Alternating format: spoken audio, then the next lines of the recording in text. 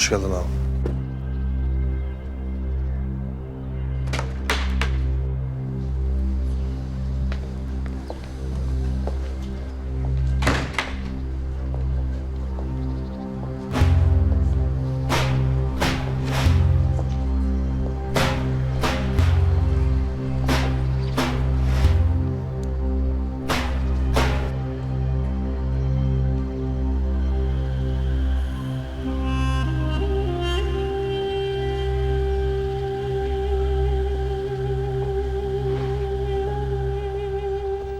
Almış olduğun sorumluluğun farkındayız.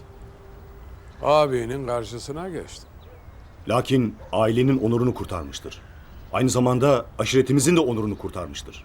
Zinar ağam gibi tecrübeli birinin başımıza geçmesi yüreğimizi hafifletti. Allah uzun soluklu etsin, muzaffer kılsın ağalığını. Artık kaybettiğimiz geleneklere yeniden sahip çıkabileceğiz. Zinar ağam sayesinde nicedir unuttuğumuz dirliğe düzene kavuşacağız. Doğrusu ilk başta biraz tereddütlerim vardı. Lakin aşiretin huzuru söz konusu olunca kabul ettim. Bilmenizi isterim ki bu işi tek değil, hep birlikte yapacağız.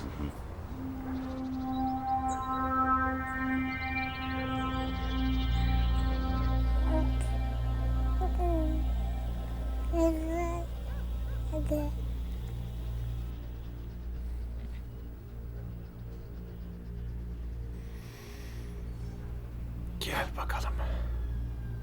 Yalnız mı bıraktılar seni ha? Canın mı sıkıldı senin?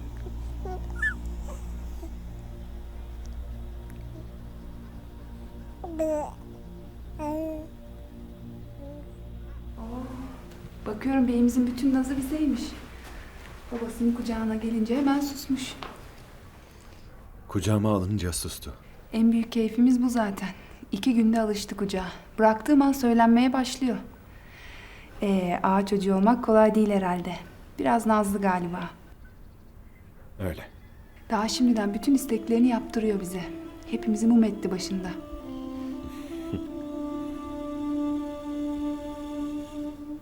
Bir şey demeyecek misin? Ne diyeyim? En iyisini yapıyor. Zaten büyüyünce pek fırsatı olmayacak. Oh, babanı da aldın arkana. Artık hiç nefes aldırmazsın bize değil mi? Uyumuş, alayım ben onu.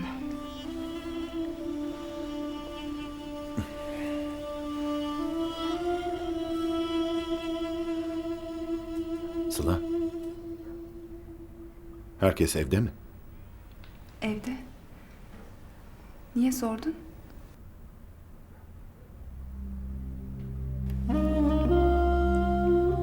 Zinar ağam, bilirsiniz ki sizi seçmemizin nedeni aşiretimizdeki başıboşluktur.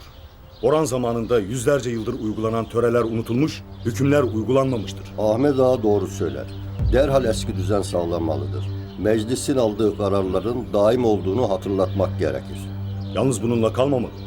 Tüm bunlara sebep olan, ayrıca eşkıyalık yapıp bir ağanın evine zorla girerek silah çeken, birlik düzen nedir bilmeyen kişilere gereken karşılıklar verilmelidir. Boran da ağalık yapmıştır aşiretimize. Anlaşamadığımız şeyler olmuştur. Ama inkar etmemek gerekir, yarar da dokunmuştur. Üstelik aşiret içinde seveni de sayanı da çoktur. Şimdi iyice ölçüp biçmeden öfkeyle hareket edersek aşiretimize zarar verecek kararlar alabiliriz. Nasıl yapacağız peki Yusuf ağa? Biz de mi meclisi karşımıza alıp töreyi hiçe sayacağız? Bilirsin ki meclisin kararları hükümdür. Biz de yüzümüzü meclisten yana dönmüşüzdür. Dirlik ve düzeni sağlamak için bu şarttır. Öyle ama Yusuf ağa da haklıdır. Zaten gereği de yapılmıştır ağalıktan alınarak. Ağalıktan alınması yetmemiştir. Herkes bilir ki Zinar ağamızın sözünün üstüne söz koymuştur. Tamam ağalar. Biz yeni ağayı anlaşmazlıklar, tartışmalar olmasın diye seçtik. Eğer bir karar alınacaksa bu karar Zinar ağaya aittir.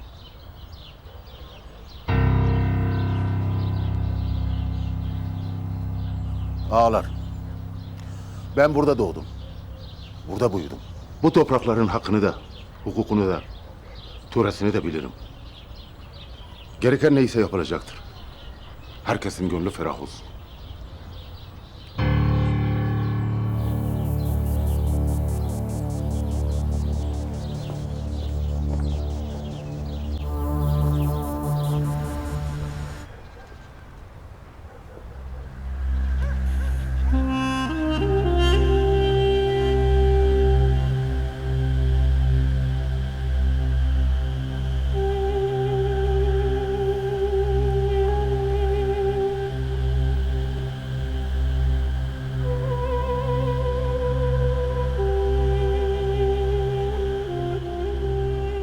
Hayırdır oğlum? Bir şey mi oldu? Bugün meclis toplantısı vardı. Ben toplanmalarını istedim. Meğerse onlar da benim gelmemi istermiş. Hanidir ağaların rahatsızlığı vardı. Babama da iletmişlerdi. Benim de bazı ağalardan rahatsızlığım vardı. Ne oldu oğlum? Çıktıktan sonra buraya gelirken düşündüm. Genç yaşta ağa oldum. Bu uçsuz bucaksız topraklarda sorumluluk aldım. Ama şimdi düşündüğümde en çok sorumluluğu da baba olarak almışım. Koca olarak almışım. Evlat olarak, abi olarak almışım. Elimden geleni yapmaya çalıştım. Hatalarım da olmuştur tabii. Bizim olmuştur. Senin olmamıştır. Hiç kuşkun olmasın oğlum.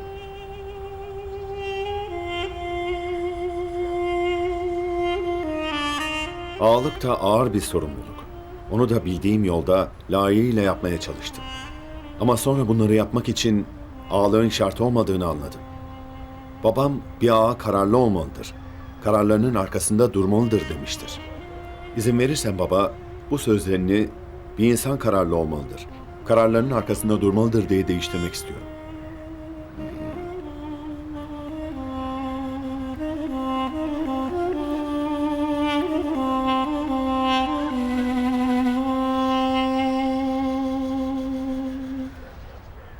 Artık ben bu topraklarda yaşayan herhangi bir insan. O kadar.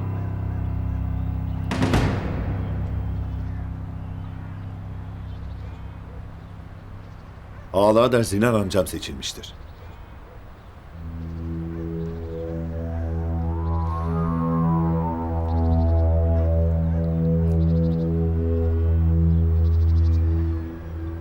İktidar Zinar'a hayırlı olsun.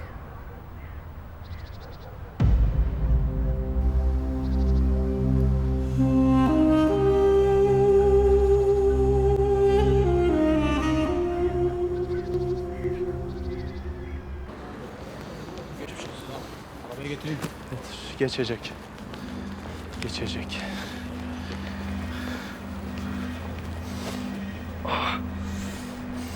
Ahmet Ağa Dilaver ben. Hayırdır Dilaver, bir sorun mu var? Var. Vuruldum. Ne? Kim vurdu? Nasıl oldu? Hainin biri ama cezasını ödeyecek. Kim bu hain Dilaver? Kim olduğunu biliyorum. Ahmet Ağa müsaitsen yanına geleceğim. Konuşacaklarımız var. Tamam, bekliyorum.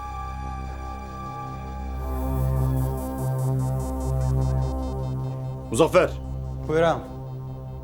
Ömer nerede? Geldi mi? Hayır ağam. Bana derhal Ömer'i bulun. Ağam. Neredesin sen? Ne yaptın? Her şey tamam mı? Tamamdır ağam, merak etme sen. Ya Dilaver bir şey gördü mü? Hayır ağam, ne Dilaver ne de başkası. Kimse bir şey görmedi. İyi. Sen de dikkat et. Ağzını sıkı tut. Hatta bir süre uzak kal buralardan, tamam mı? Tamam ağam.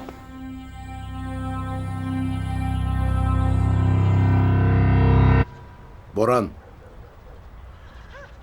Buyur baba. sana diyeceklerim var.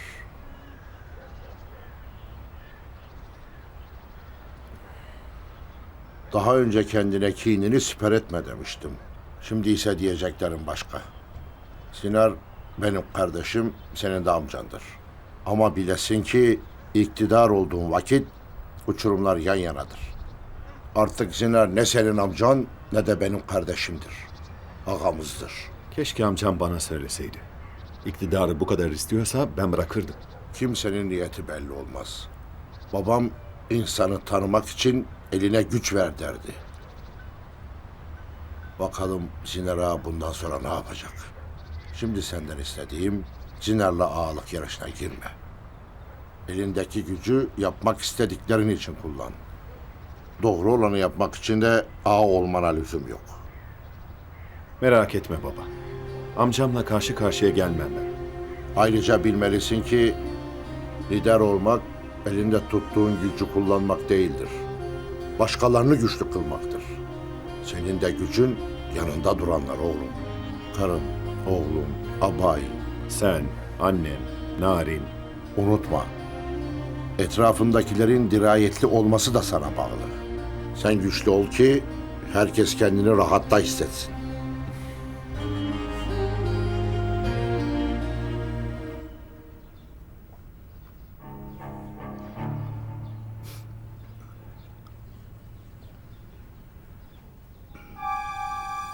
Öyle bakma ha. Bunun hesabı sorulacaktır. Dur hele Dilaver, kimdir bunu yapan gördün mü? Görmeye hacet var mı? Her şey bellidir. Ya ne belli, görmemişin etmemişin Dilaver. Dur bakalım. Sen olsan kimi sorumlu tutarsın Ahmet ağa? Bugüne kadar böyle bir şey olmadı da şimdi mi oldu? Abimi vuran adam beni vurmaz mı? Niye yanından çıktıktan sonra yedi kurşunu? Haklısın aslında. Başka kim niye yapar ki durduk yere? Gel şöyle oturalım Dilaver, gel. Bir ağa nasıl böyle bir şey yapar aklım almıyor. Hayatıma kastetti. Bunun hesabını verecek. Merak etme, rahat ol. Onun hesabını verdi. Vermedi ağa. Yaptığı hiçbir şeyin hesabını vermedi. Bu adam nasıl ağa oluyor? Nasıl hepimize baş oluyor anlamıyorum. Dilaver, Boran artık ağa değildir. Nasıl değildir? Aşiret meclisi Boran'ın ağalığını aldı. Peki yeni ağa kim oldu? Tanıdığım biri. Baban. Zinar ağa artık tüm aşiretin ağasıdır.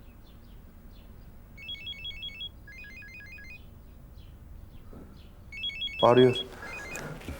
Baba. Alo. Aşiretimize hayırlı olsun. Ahmet Ağa'nın yanındayım şimdi. Ondan aldım sevinçli haberi. Ya bırak şimdi Dilaver. Sen nasılsın? Vurulduğunu duydum. Durum nedir? Yok bir şey baba. Mühim değil. Sıyırdı sadece. Kim yaptı? Merak etme baba. Anlatırım. Tamam. Eve geç kalma. Tamam baba. Geleceğim hemen.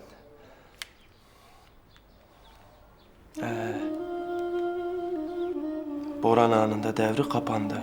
Ha?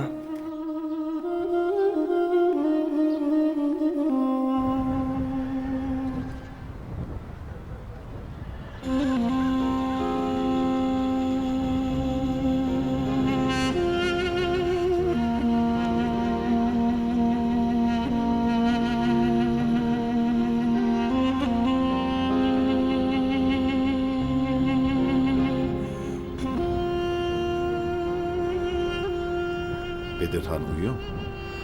Uyuyor. Nasılsın Boran? İyi. Daha iyi olacak. Üzüldüm. Üzülme. Bunun olmasını bekliyordum. Öylesi daha iyi belki de. Akşam seni alayım, ne dersin? Baş başa yemek yiyelim. Bedirhan'dan izin alabilirsek tabii. Tamam. Ben sorarım. Tamam o zaman. Akşam görüşürüz.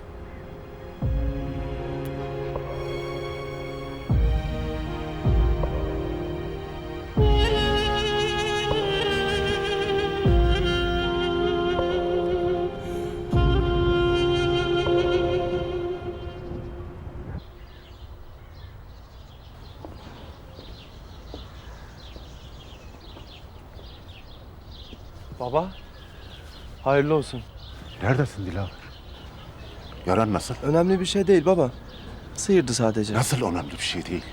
Biriyle dalaştın değil mi? Kim yaptı? Kimin yaptığı belli baba. Abimi kim vurduysa, aşireti kim karıştırdıysa o. Gördün mü? Görmeye gerek yok. Bugün Boran'ın yanına gittim. Niye gittin? Kim dedi? Ahmet Ağa ile konuştuk. Boran'ın itibarı için ağalığı bıraksın diye. Dilaver, sen niye karışıyorsun bu işlere? Ahmet Ağa söyledi baba. Ben de efendi gittim. Sonra? Sonrası malum.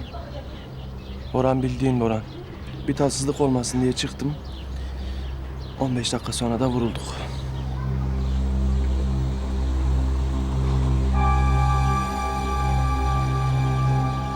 Kim yaptıysa cezası verilecek. Artık aşirette başıboşluk olmayacak.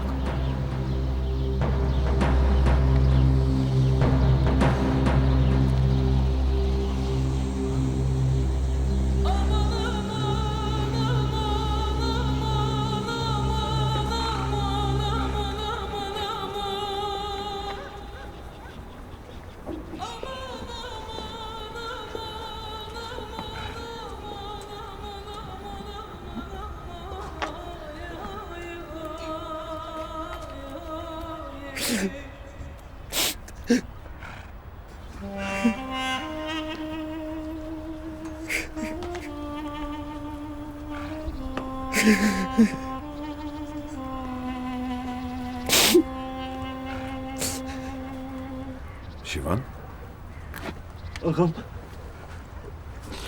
Ben nezle oldum galiba. Nasıl böyle bir şey yaparlar ağam? Çok gücüme gitti.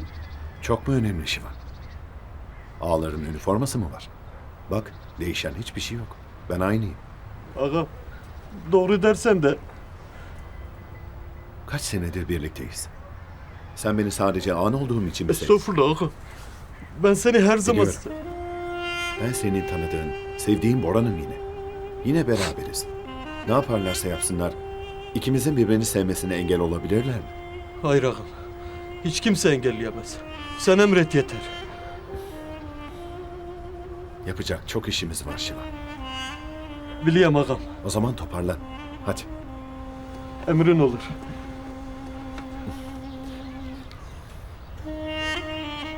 Okul inşaatı nasıl gidiyor? Her şey He yolunda mı? ağam, yolunda. Gelen gaz betonlar yetmiş mi? Ben bakar öğrenirim ağam.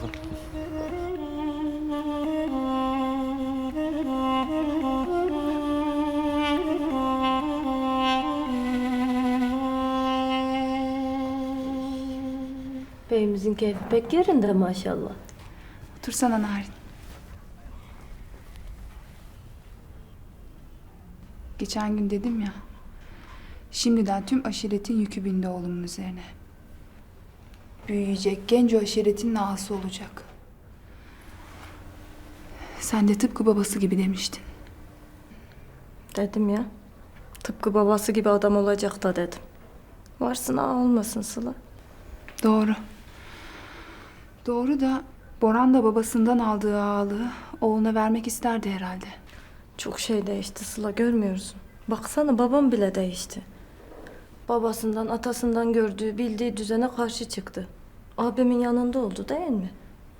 Hem abimin oğluna bırakacağı şeyler ağalıktan çok daha kıymetli. Üzülüyor ama Narin. Belli etmemeye çalışıyor. Görüyorum. Onu böyle üzgün görmek. Üstelik hepsi benim yüzümden. Yok öyle. Senin yüzünden, benim yüzümden diye düşünmenin bir manası yok. Her şey olacağına varıyor.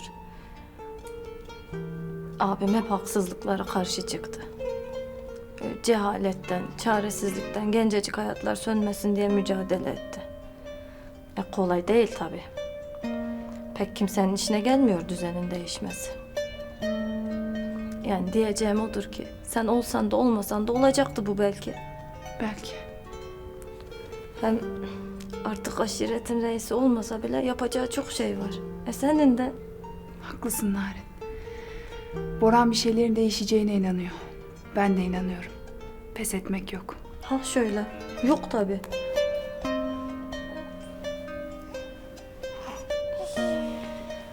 Hepimiz babana destek olacağız değil mi paşam? Uy. Kuzu, kuzu, kuzu. Hoş geldin baba. Hoş bulduk oğlum. Ya canım sıkılıyordu. Dedim geldim biraz inşaata bakayım. Maşallah bitmiş yani neredeyse. Az bir şey kalmış. Keşke daha önce başlasaydık da şimdiye bitseydi. Biter biter. Vallahi bütün çocukların gönlünü fethettin ağam. Ya bizim zamanımızda böyle miydi ha? 2 satır bir şey öğrenmek için 7 tane köy geçerdik. O kış kıyamette parmaklarımızın ucu donardı gelene kadar. Allah kesene bol kazanç versin ağam. Sağ olasın baba. İnşallah bu okulda okuyacak çocuklar hem kendilerine hem de ülkemize hayırlı evlatlar olurlar. İnşallah oğlum. Şimdi müsaade edersen bir şey söylemek istiyorum. Estağfurullah baba, buyur. Bu Zinar Ağa'nın yaptığı benim çok gücüme gitti. Senin amcandır, akrabandır, kusura bakma ama ben kendisini hiç sevmem. Gerçi o da beni sevmez. Ama sana yaptığı çok ayıp etti. Olsun be baba. Her insanın yüreğinde bir aslan yatıyor işte. Sen kendini üzme, canını sıkma. Sen ağa olsan da olmasan da benim damadımsın, başımın tacısın. Adam gibi de adamsın. İyi ki de damadımsın. Sağ olasın. Ne yapalım işte. Şimdi biraz da amcam iktidar olmak istiyor. Olsun bakalım Zinar Ağa. Hayırlısı olsun.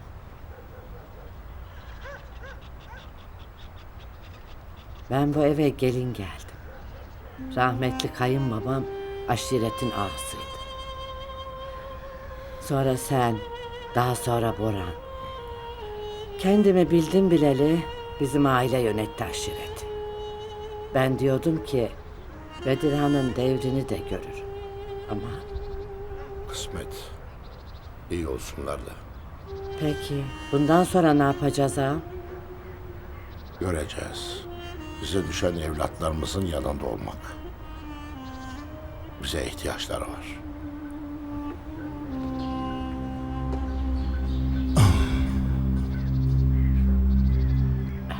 Müsaadenizle. Hoş gelmişsin. Hoş gelmişsin.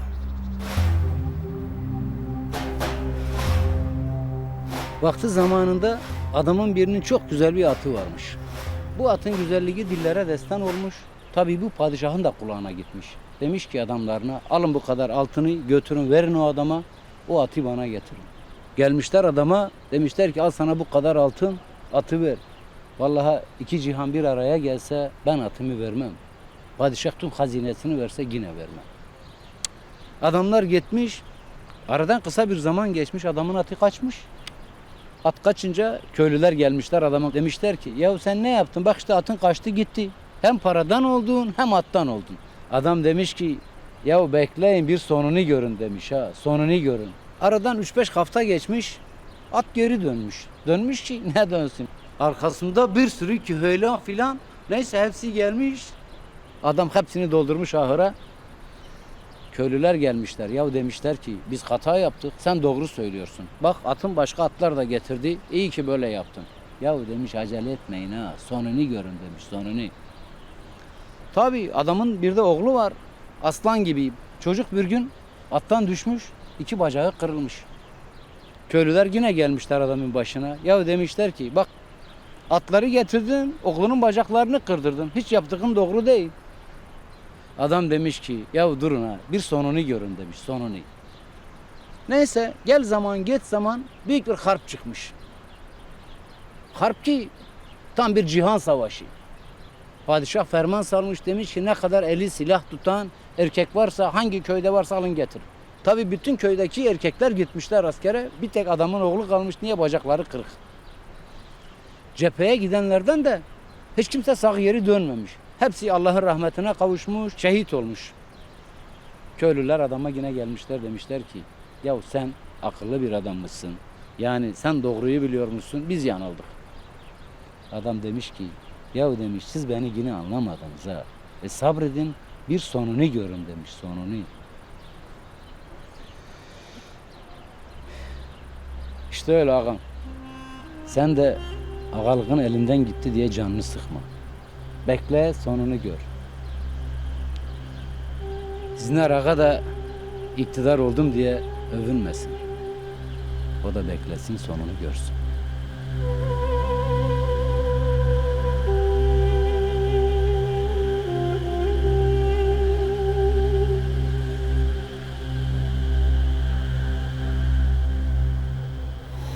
Afiyet olsun. Sağ ol kızım.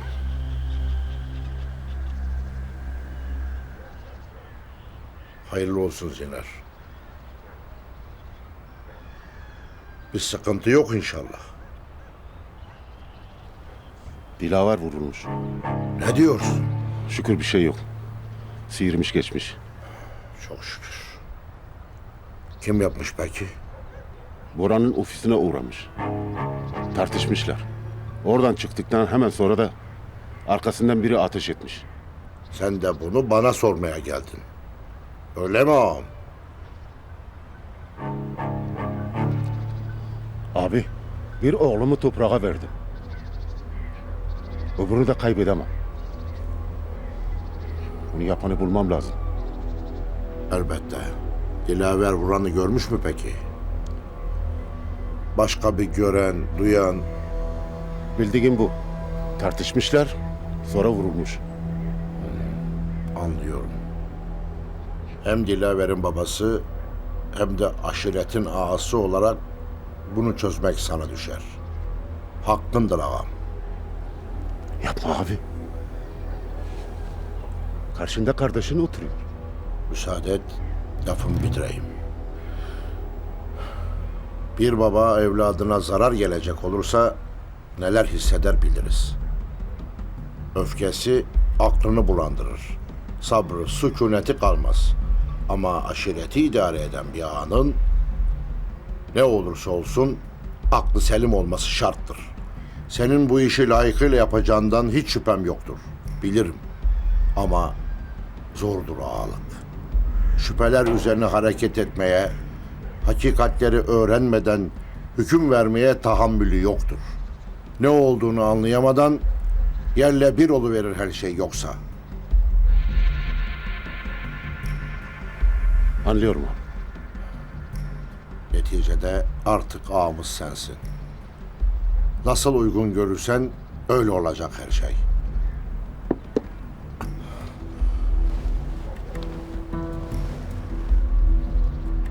Allah yardımcın olsun. Ağalığın aşiretimize hayır getirsin inşallah. Sağ ol abi.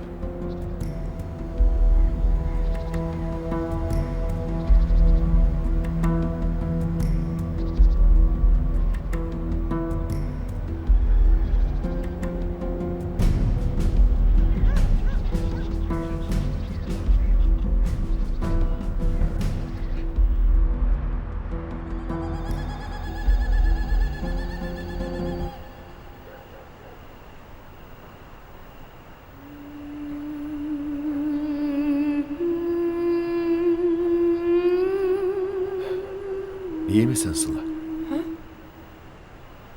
İyiyim. Gayet iyiyim.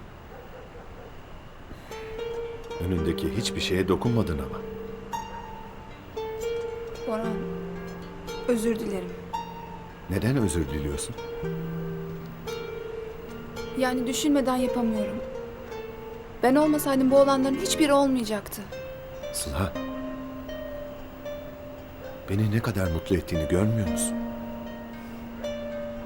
Bana aşkı, dostluğu, sevgiyi verdin. Dünyanın en güzel çocuğunu verdin. Bunlardan daha iyi değişim sebebi olabilir mi? Sen olmasaydın... Hayır. Böyle bir cümle bile kurmayacağım.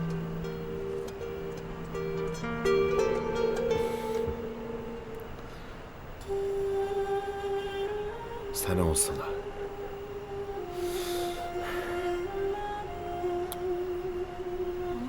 Sen hep olsana. Sen hep hayatımda ol.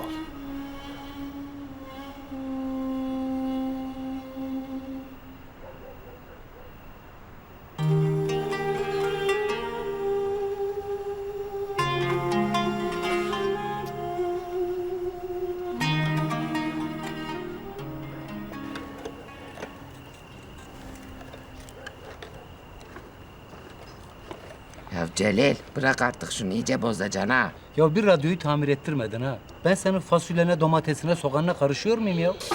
Oy kuzularım gelmiş. Hoş geldin. Hoş bulduk ana. Kurban olsun nene. Abimler baş başa yemeğe gittiler. Ben de Bedirhan'ı ev gezmesine getirdim. İyi ettin. Bizi buradan alacaklar. İyi olmuş. Çocuklar da bir nefes alır. Az bu şey yaşamadılar. Hoş bundan sonra onları da çok kolay günler beklemiyor ya. Bedar, hiç kafanı yorma bu işlerle ha. Onlara hiçbir şey olmaz. Ya Celil sen ne diyorsun? Nasıl bir şey olmaz? Bugüne kadar Sılam aşiretin hükümlerinden Boran ağam kurtarmadı mı? Şimdi artık ağa değil diye peşini bırakacaklar sanıyorsun. Ya yine her şeyi tersinden anlıyorsun ha. Ya bir şey olmaz diyorum ha. Tabii ki peşlerini bırakmayacaklar.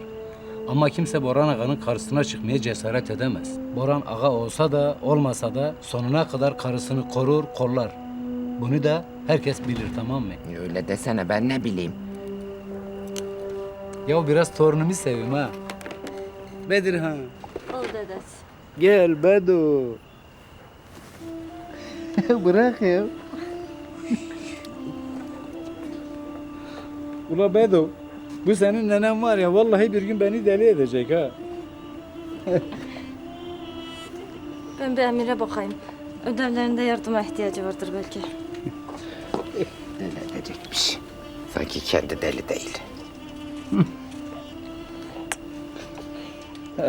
Haydi bakalım. Sinar ağamızın şerefine. Aşiretimize hayırlı uğurlu olsun. Hayırlı olsun. Ağalığı daim olsun.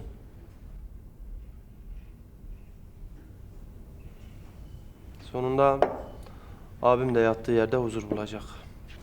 Yaptıklarının hepsini bir bir ödeteceğim Boran'a.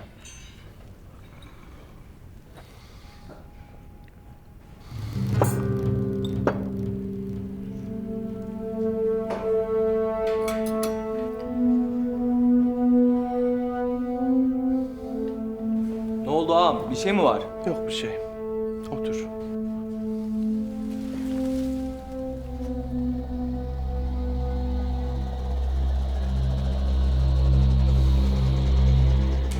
Sen ne işin var burada?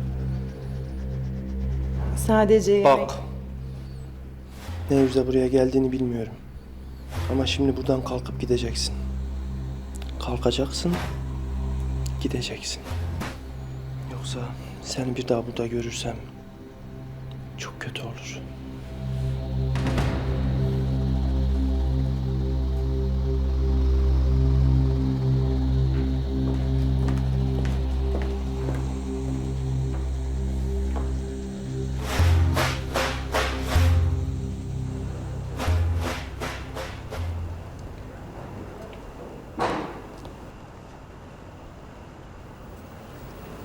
Buyur baba. Sağ olasın kızım. Eline sağlık. Afiyet olsun. Ağam, çok sevindim. Ağalığın daim olsun inşallah. Hayırlı olsun. Sağ ol. Hepimizden olsun inşallah.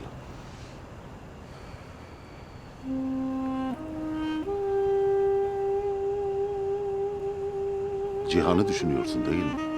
Keşke ağam da görseydi bu günleri. En çok o isterdi. Ruhu şad olmuştur ağam. Allah sana uzun ömür versin. Yardımcın olsun. İyi geceler. Sağ ol kızım.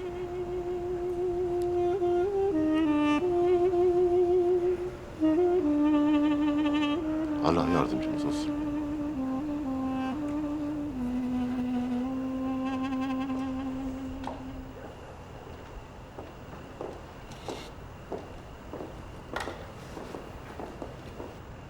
Orhan, Sıla. Hoş geldin abay. İyi akşamlar. Nasılsın Sıla? İyiyim. Bedirhan uyudu. Uyanmadan yukarı çıkalım biz. Aslan parçası. Size iyi geceler. İyi geceler. İyi geceler. Allah rahatlık versin.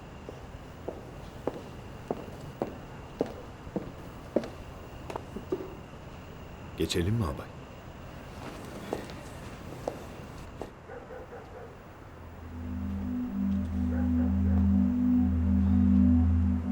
İyi akşamlar baba.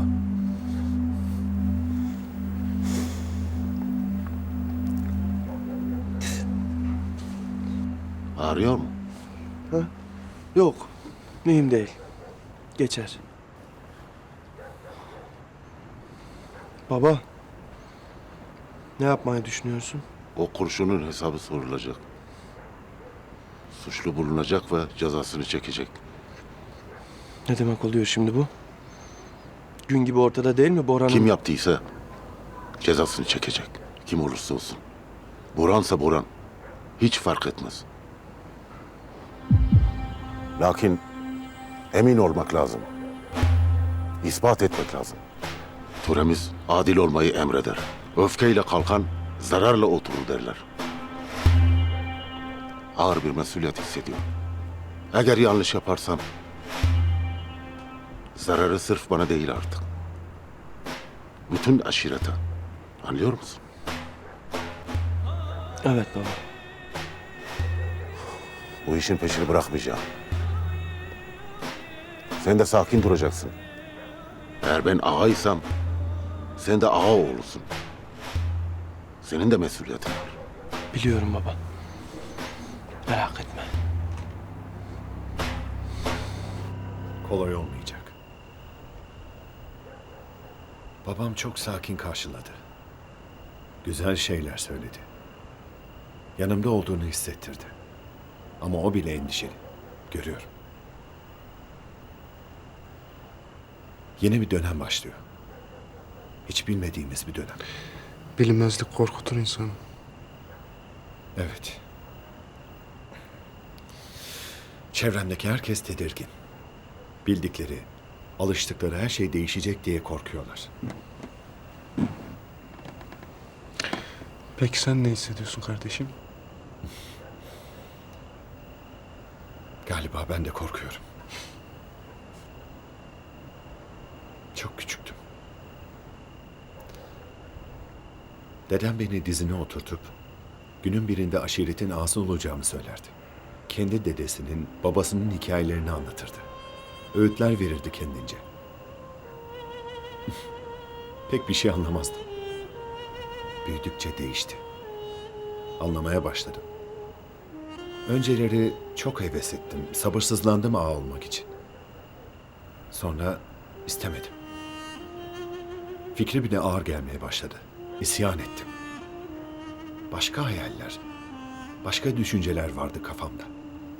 Ama galiba bütün hayatım günün birinde Genco aşiretinin ağası olacağımı bilerek geçti.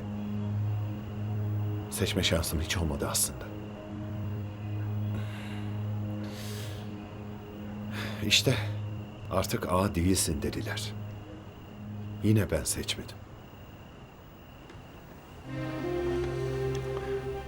Boran, ağalığı da sen seçmedin, ağalığı bırakmayı da. Ama insan olmayı seçtin sen. Bildiğin doğrular için savaşmayı seçtin. Yaşamı, sevmeyi, merhameti, iktidarı tercih ettin.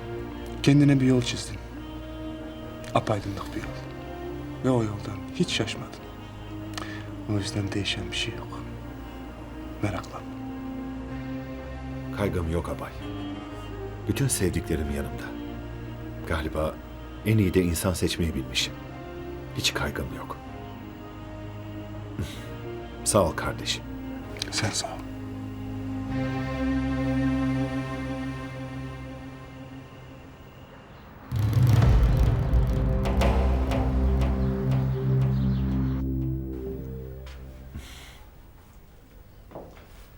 Ben çıkıyorum. Bir isteğin var mı? Yok.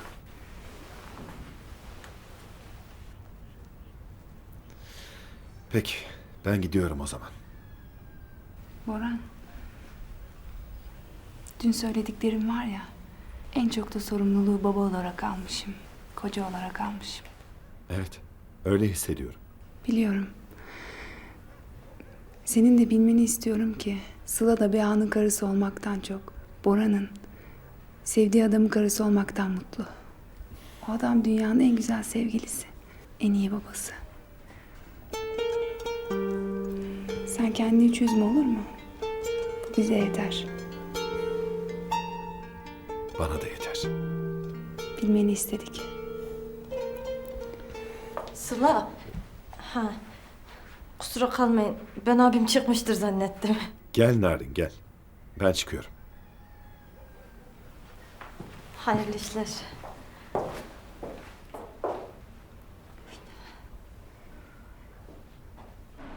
Bir dilim daha yersin Hacer Ana. Yok yavrum, istemem, sağ olasın. Ya Hacer Ana, senin bir derdin var. Bak sen bana anamın yadigarısın. Yoksa sen el gibi görüyorsun beni. Hiç olur yavrum. Ama senin derdin başından aşmıştır. Bir de benim derdimle uğraşma. Sen bir anlat hele. Hı? Benim küçük oğlan Şehmuz. bir kıza sevdalanmış. Yıllardır başlık parası denkleştirmek için çalışır. Az bir şey kalmıştı ya, babası kızı başkasına sözlemiş. Kızın gönlü yok muydu Şehmuz'da? Var olmaz olur. Zavallı Gülizar da perişan olmuştur. Ama babası öyle uygun görmüştür. Elden bir şey gelmez. Şehmuz'um eridi bitti üzüntüsünden. İçim yanıyor diyor. Başka da bir şey demiyor. Ya sen Şehmuz'u bana bir gönder hele. İyice bir anlatsın bakalım durumu. Hele neymiş ne değilmiş. Yani eğer olacak gibiyse ben konuyu bir Zinar ağama açarım. Bir de o konuşur kızın babasıyla. Gülsüm, ben Gülizar hiç ayrılmazdık. Hatta abim yapışık kardeşler diye takılırdı bize. Yazık. Zorla verecekler kızı dedesi yaşında adama. Baskıyı da arttırmışlardır şimdi. Kaçmasından korkarlar tabii. Öyle. Lüsün kızla konuşabilmek için uydurmuş bir şeyler. Öyle yalvar yakar ikna etmişler babasını. Bugün Lüsünlere bırakacaklarmış. Ben de gideceğim birazdan. Durumu iyice bir öğren bakalım. Yardım etmek isterken yanlış bir şey yapmayalım. Öyle. Bir şey yapılacaksa her şeyden emin olmak lazım tabii. Sen de gelirsin konuşmaya. Uygun olursa seve seve gelirim tabii.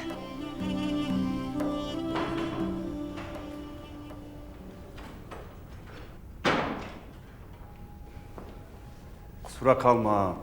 Müsaade var mı? Buyur otur Mahmut Efendi.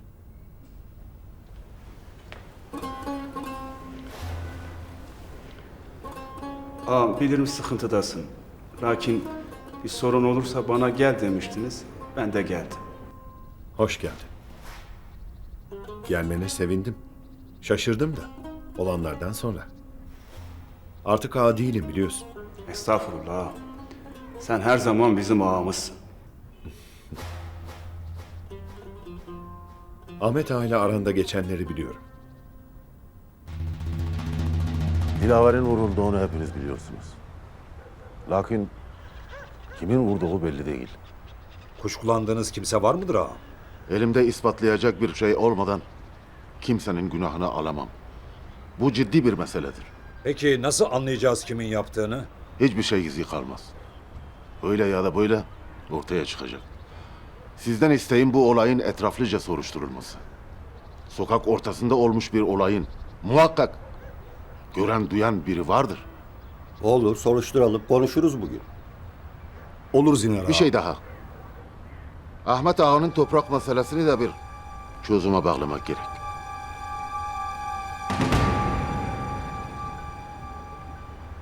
Elimizde kalan topraklar hiçbir şeye yetmez.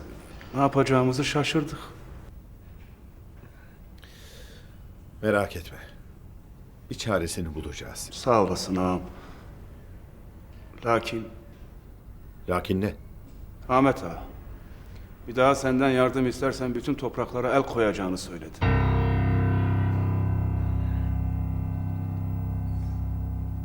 Benden yardım almayacaksın Mahmut Efendi. Bu meseleyi kendin çözeceksin. Borç borçtur. Mahmut da borcunu ödemeli. Buna diyecek lafımız yok. Ancak Mahmut'un ödeyeceği paraya senin ihtiyacın olmadığını hepimiz biliyoruz. Halin vaktin de yerinde. Yanlış mıdır Ahmet Ağa? Ödemeyi ertelersen sana bir zararı dokunmaz.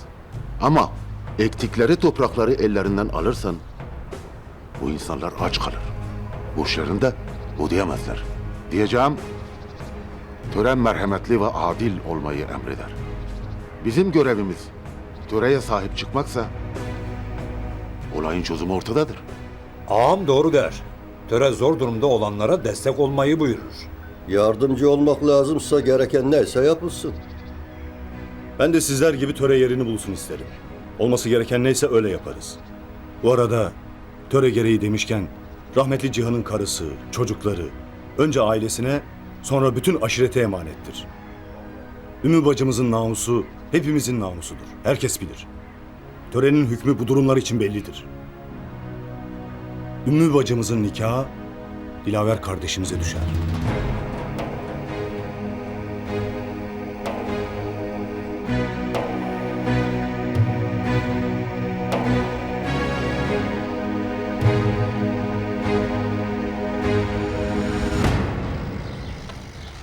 Geçtim işte, ben kazandım. Olur mu oğlum, o bir kere senin araban değil. Tabii senin araban değil çünkü o bir kere benim arabam. Atma amca, sen sonuncusun bir kere. Oğlum amcaya atma denir mi lan? Sen hep sonuncu oluyorsun, sonra birinciyim diyorsun. Kusura bakmayacaksın beyefendi. Tek kolla bu kadar oluyor. Haydi odanıza artık. Haydi yallah. Yallah.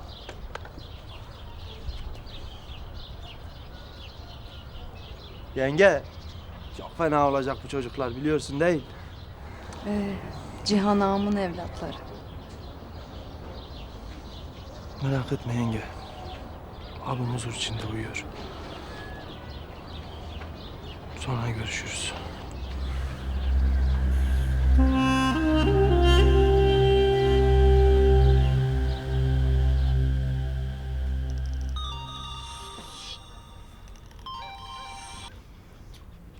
Ben de seni arayacaktım Özlem. Yarın havaalanından alır mısın beni? Dönüyor musun? Hı. Cihan'ın kardeşine rastladım dün. Bir sürü şey söyledi. Ne yüzle geldin dedi. Belki de haklı. Esma, iyisin değil mi canım? Sadece bebeğim ve ben olacağız. Geri kalan her şeyi unutmam gerekecek. Bütün yaşananları. Cihan'ı. Canım, her şey yoluna girer. Kaçta geliyorsun? Esma? Esma orada mısın? Uçak kaçta diyorum. Sanırım dönmeden önce yapmam gereken bir şey daha var. Ne? Anlamadım. Şimdi kapatmak zorundayım. Seni arayacağım, tamam mı?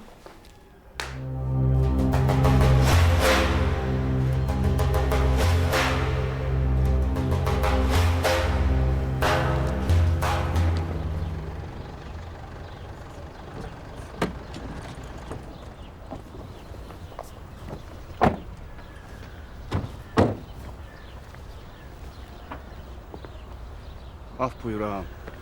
Burası nedir? Okul. İlköğretim okulu olacak. Soğuklar gelmeden burayı bitirmeye çalışıyoruz. Çok hayırlı bir işe girmişsin. Yalnız bağışla, anlamadım. Niye geldik buraya? Bana olan borcuna karşılık burada bize yardımcı olacaksın Mahmut. Sağ ol, var ol ağam. Yalnız sana olan borcumu burada çalışmakla ödemem ne mümkün? O zaman çok çalışman gerekecek Mahmut Efendi. Çalışırım. Çok çalışırım. İhtiyacım olmasa da yine gelip çalışırım. Demek çocuklarımız bir gün gelip burada okuyacak. Allah senden razı olsun. İşin gücün rast getirsin. Hadi bakalım Mahmut Efendi. Yeni işin hayırlı olsun.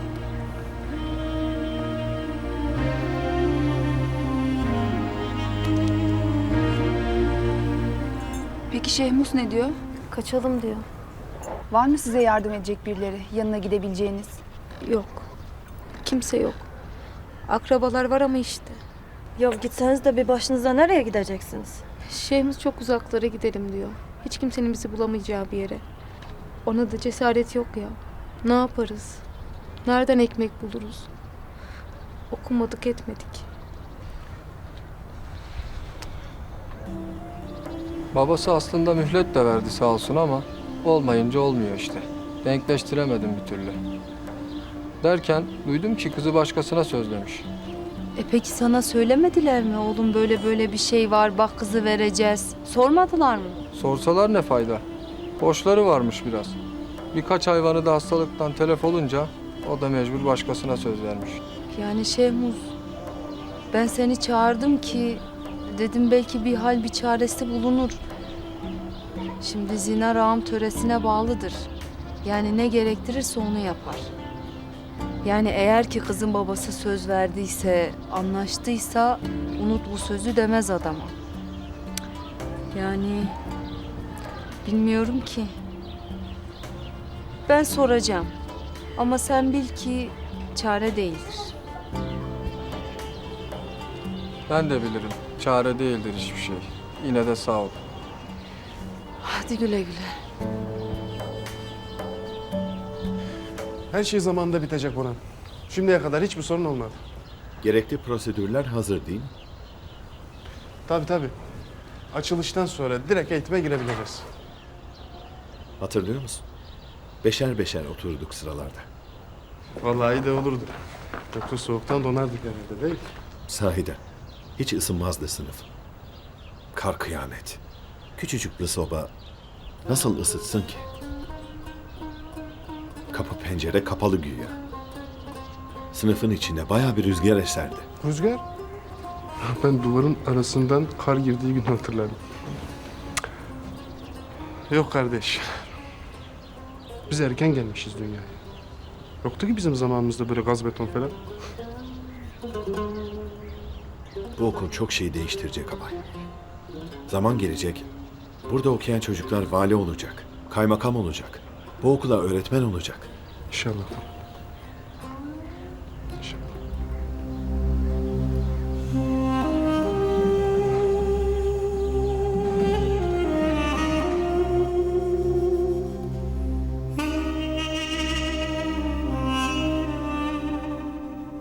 Hayrola Mahmut? Gene mi Boran gönderdi seni? Borcumu ödemeye geldim ağam.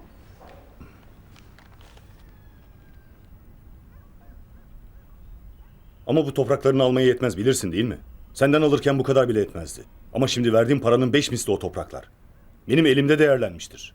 Ağam, borcuma karşılık aldınız. Ben de ödüyorum. Borcunu ödüyorsun. Ben topraklar için pazarlık yapmam. Lakin aşiretin selameti önemlidir. O toprakları sana vereceğim. Ama önce bilmek istediğim bir şey var. Buyur ağam. Bu kadar parayı nereden buldun? Çalıştım ağam. Biraz da borçlandım. Borcu borçla ödüyorsun ha Mahmut. Boran ağamın okul inşaatı. Beni işe aldı, çalışmam karşılığında da para verdi. Ağalığı elinden alınınca hayır işlerine başladı galiba. Tamamdır Mahmut. Topraklar senindir. Bir daha böyle şeyler olmasın. Gidebilirsin şimdi. Nasıl yok bir çare? Elin kolun bağlı istemediğin bir adama boyun mu eğeceksin? Ya kaçıp gideceğiz ya da herkesle vedalaşıp son bir kez Dicle'ye birbirimize bakıp atacağız kendimizi. Ya Allah korusun Gülizar ya. Nasıl düşünürsün böyle şeyler? Dur, konuşuyoruz daha. Ne yapayım? Başka çaresi var mıdır? Baban ne kadar istemişti senin başlık paran için? 25.000 lira. Ben sana 3 katını vereyim. Sen de Şehmuz'a ver. Şehmuz da gidip babana versin, istesin seni. Olmaz mı? Olur vallahi. Niye olmasın? Hem sorun para değil mi? Bilmem. En azından denemiş oluruz.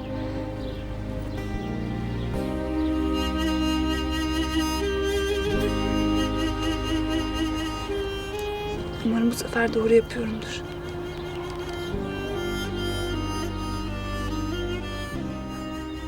Bilir misin Meryem? Ben ağa oldum artık. Sen hiç istemezdin ağa olmayı. Aslına bakarsan ben de istemezdim. Ama yapacak bir şey kalmadı. Ailemin şerefini kurtarmak bana kaldı. Lakin zor durumdayım Meryem. Ağa olmak bir taraf, baba olmak bir taraf.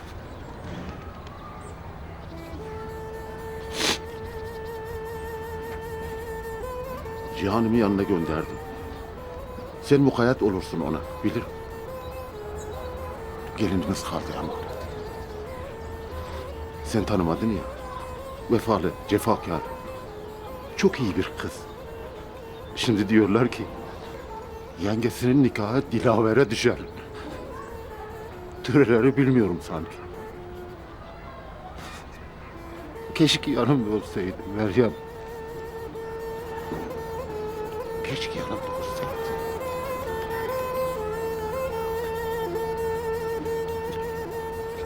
Abi, Abim benim.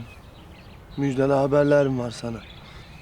Şimdi burada olaydın, uzatma Dilaver derdin. Ne diyeceksen de. Tamam. Uzatmayayım abi. Boran Ağa'nın iktidarı bitti. Artık ağa değil. Yerine kim ağa oldu biliyorsun? Babam. Babam ağa oldu abi. Şimdi sen hayatta olaydın. Sen olurdun. Keşke. Sevindin değil abi. Ben de çok sevindim. Sonunda ağalık bizim aileye geçti abi. Bu daha başlangıç. Sana bunu yapanlardan intikamını teker teker alacağım. Sen merak etme abi. Kardeş sözü veriyorum sana. Yemin ediyorum. Diyeceğim o ki sen rahat uyu abi.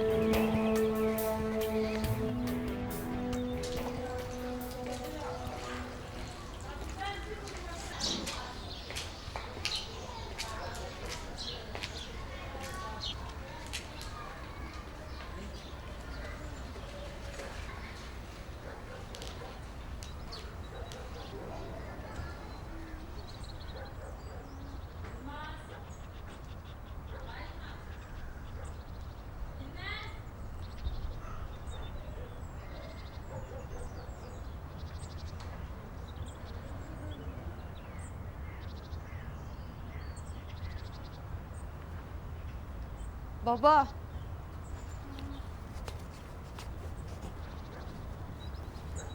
Bir şey mi oldu kızım? Bir misafirin geldi. İçeride. Bekliyor.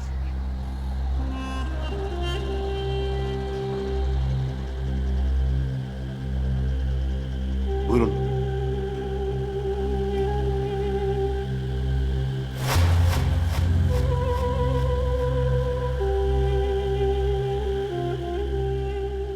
Hanımım, çok üzgünsün biliyorum. Şimdi sana üzülme desen fayda etmeyecek. Biz marabayız. Kendi halinde insanlarız. Tek kaygımız aşımız kaynasın, ocağımız sönmesin. Bu yüzden bugüne kadar ağalarla hiçbir işimiz olmadı hanımım. Sıla ile Boran evlendiğinde, ne yalan söyleyeyim, pek içime sinmediydi. Boran'ı severdim ama sonra daha yakından tanıyınca ilk defa bir ağanın ağalıktan öte insan olduğunu gördüm. Sıla'ma, bize, herkese çok iyi davrandı. Diyeceğim o ki hanımım, çok hayırlı bir evlat yetiştirmişsin. Allah sana onun acısını göstermesin. Amin. Seni onun yanından hiç ayırmasın. Boran ağamın ağalığı hiçbir zaman unutulmayacaktır. Hanımım, nasıl olacak bilmiyorum. Ama ilahi adalet Boran ağaya yapılan haksızlığa muhakkak bir karşılık verecektir. Göreceksin hanımım. Boran ağam eski gücüne yeniden kavuşacak. İnşallah Bedar kadın. Sağ olasın.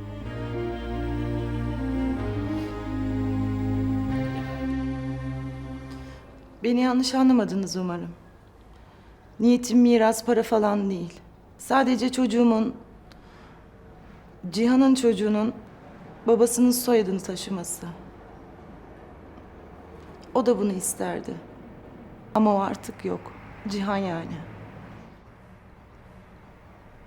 Bu yüzden sizinle konuşmak istedim. Siz onun babasısınız. Olup bitenler yüzünden yok oğlum. Kötü şeyler yaşandı. Çok canlar yandı. Acılar taze.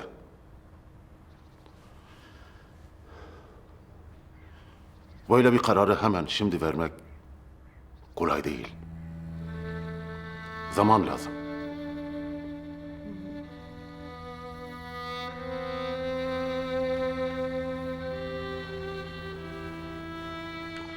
Sizle irtibata geçerim.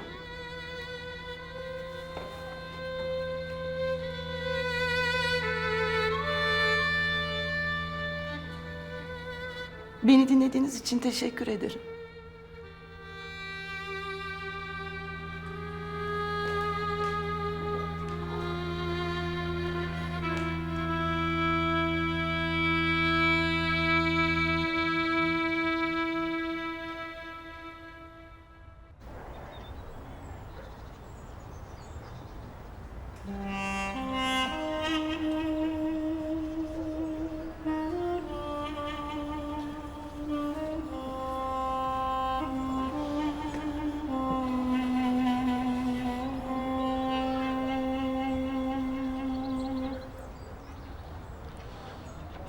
Şeyin geliş sebebi Sen iyisini bilirsin ağam. Sen nasıl istersen öyle olur. peki kızım. Peki. Nasıl istersen.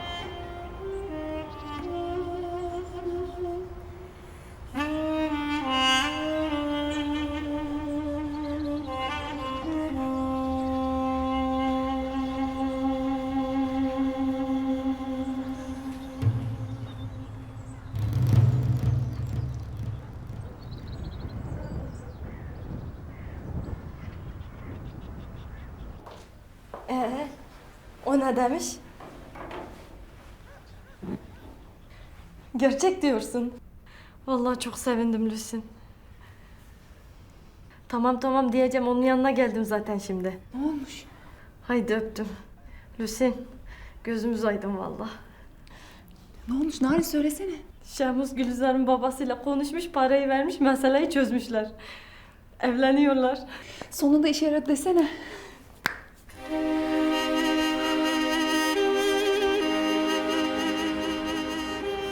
Ağam araştırdık. Boran Ağa'nın adamları bellidir zaten. Hepsini soruşturduk. Şimdilik hiçbir ispatı yok. Boran Ağa'nın hiçbir alakası görünmüyor. Tamam İdris. Gidebilirsin. Diyorum ki babanın ağa olmasına erken mi sevindik acaba? Sonuçta Boran Ağa onun yeğenidir. Belki de aralarında anlaşmışlardır. Olmaz öyle şey. Babam töre ne emrediyorsa onu yapar. Nereden çıktı bu laflar? Yanlış anlama. Ama bak, Boran Ağa bildiğini okumaya devam ediyor. Neden? Ne oldu ki? Boran Ağa'nın yaptırdığı okul inşaatını duymuşsundur. Evet. Sanki hala ağaymış gibi köylüyü emrinde çalıştırması doğru değildir. Zinar ağamız da bu konuda pek bir şey yapacak gibi görünmüyor. Biz düzen geri gelecek derken ipin ucu iyice kaçacak diye korkarım. Boşa korkarsın. Ahmet ağa. Gereken yapılacaktır.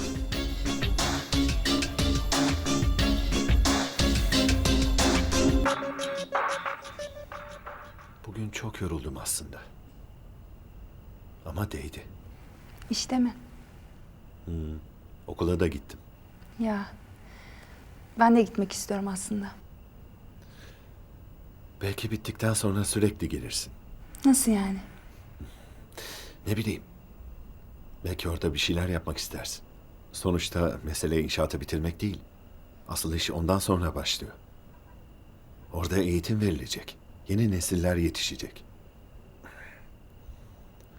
Buraların senin gibi kadınlara ihtiyacı var. Çok isterim Boran, gerçekten. Biliyor musun? İçimde tuhaf bir sevinç var. Neden tuhaf? Bilmem. Bu kadar çok şey yaşadık. Daha sırada ne var onu da bilmiyoruz. Ama yine de içimde tuhaf bir sevinç, bir umut var. Bulaşıcıdır belki de. Hani sen demiştin ya, Bedirhan'ı ilk kucağına aldığında. Kendimi o kadar güçlü hissediyorum ki bütün dünyayı yıkıp yeniden kurabilirim diye. Evet, yapabilirim. İşte ben de öyle hissediyorum.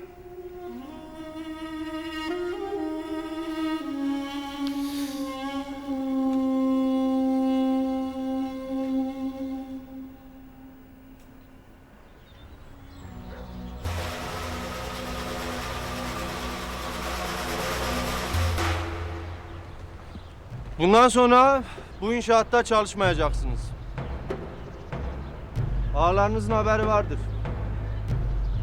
Şimdi paydos edin ve bir daha buraya adım atmayın. Ama Boran ağa... Boran ağanın ne dediğinin hiçbir hükmü yok. Genco aşiretinin yeni ağası Zinar ağadır. Ve o nasıl uygun gördüyse öyle yapılacak. Yoksa hakkınızda pek hayırlı olmaz ona göre.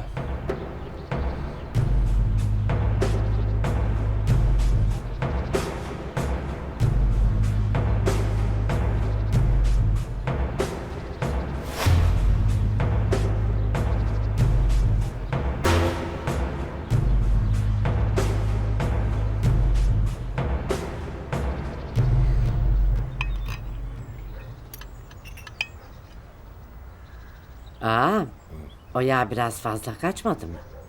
Allah Allah, sen benim lokmalarımı mı sayıyorsun be kadın? Yok canım, öyle değil. Doktorun ne dediğini unutma. Sonra ağzımızın tadı kaçmasın.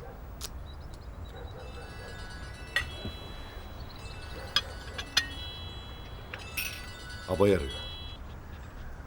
Efendim abay? Yo, ne oldu ki? Tamam abay, hemen geliyorum. Benim önemli bir işim çıktı. Müsaadenizle. Afiyet olsun.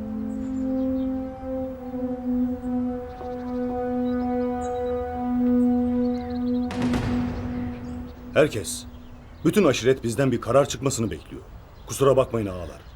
Biz bu kararı daha da geciktirirsek herkes hiçbir şeyin değişmediğini düşünecek. O zaman demezler mi bize? Neden Boran ağayı ağalıktan aldınız? Doğru dersin Ahmet ağa. Yalnız meclis yeni bir ağa seçmiştir malum.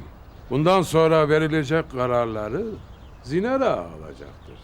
Ancak kendi oğlu vurulmuş, faili de meçhul kalmıştır. Hiçbir şey faili meşhur kalmayacaktır. Senin kararlarına, tecrübene güvenimiz tamdır Zinar ağa. Benim kaygım alınacak kararlarda geç kalmamış olmaktır.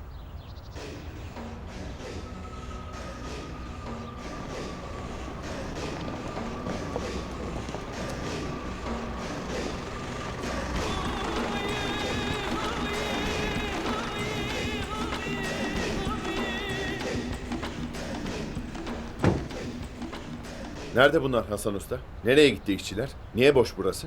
Ağam Zinar ağanın emri varmış. Ne demek emri varmış? Burada çalışan işçilere ne karışır? Vallahi ağam, herkes kendi toprağıyla uğraşacak. Okul inşaatına gidilmeyecek denmiş. Geldiğimde kimse yoktu. Bir Mahmut kalmış. Peki. Abay, siz burada bekleyin.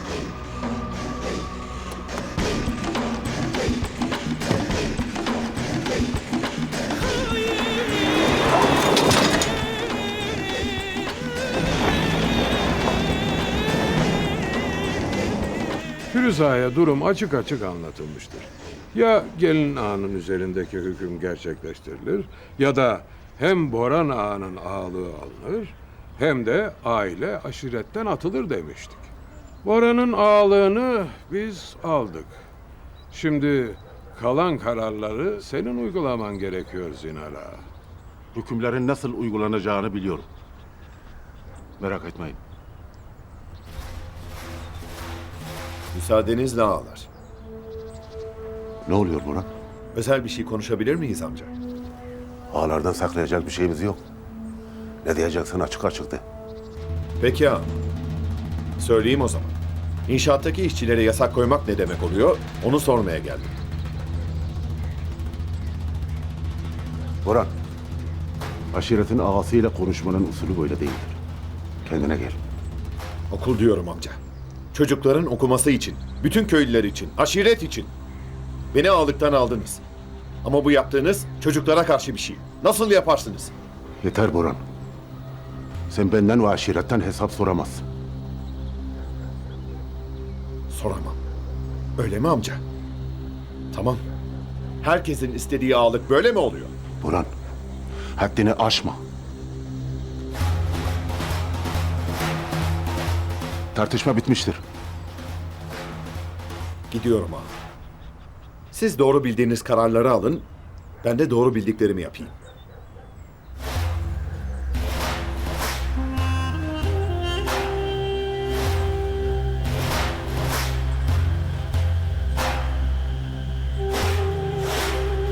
Allah Allah. Okul inşaatına ne karışıyor bu Ziner? Boran'a dikkat edin bir tatsızlık çıkmasın. Ne yapıyor bu Ziner anlamadım. Bir şey mi oldu baba? Ziner, okul inşaatında çalışan işçilerin çalışmasını yasaklamış.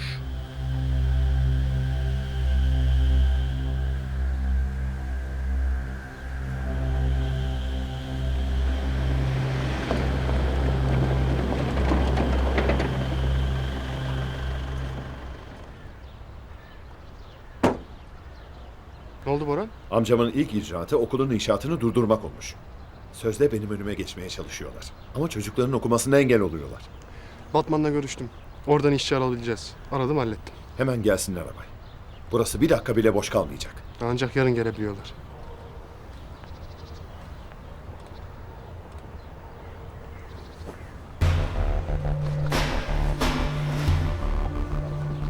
Ne pahasına olursa olsun bitecek bu okul.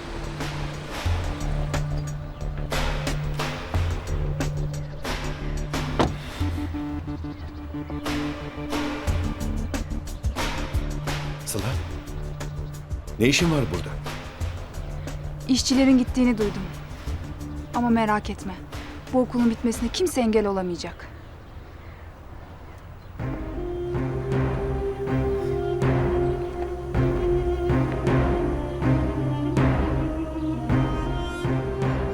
Ağır gelmesin. Hallederim.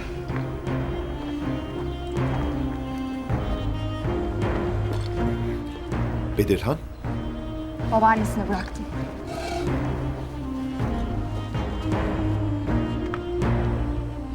O ne görülmüş ne de duyulmuştur. Hiç kimse meclisi basıp ağadan hesap soramaz. Bu yalnız Zinar Ağa değil. Hepimize bir meydan okumadır. Eşkıya meclisi basmaya başlamıştır. Önüne geçilmesi lazımdır. Artık bir karar vermeniz gerekmektedir Zinar Ağa.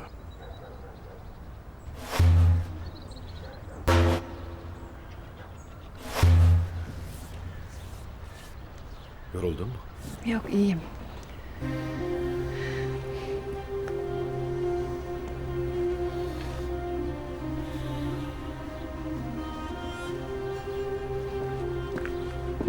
Boran, birazdan bir kamyon çimento getirecekler arka tarafa. Ama yarın gelecek olan işçilerde bir sorun yok değil mi? Gelecekler.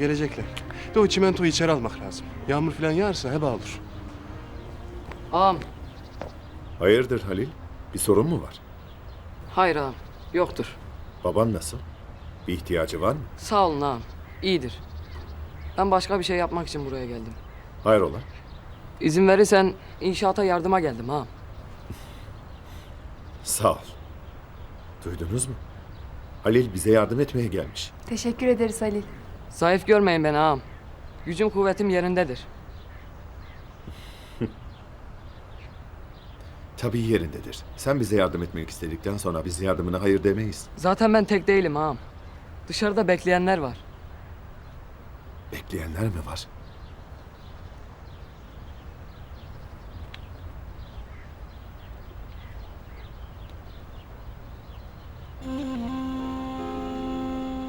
Ağam, çalışmaya geldik. Fabrikada boş boş duruyorlardı. Dedim gelsin bir iş yapsınlar bari.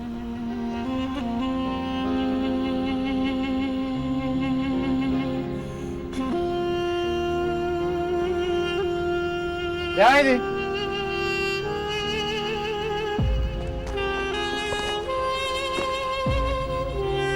Mehmet, hanımlara yardım et.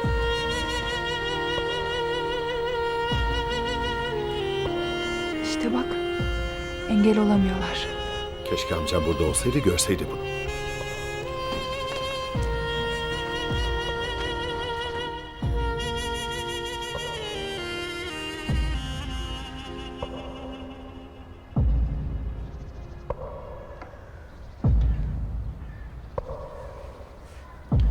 Ağalar, aşiretimizin geleceği, düzeni ve dirliği için verilmesi gereken kararı verdim. Aşiretin ağası olarak Boran'ın ve Firuz Ağa'nın aşiretten çıkarılmaları uygundur diyorum.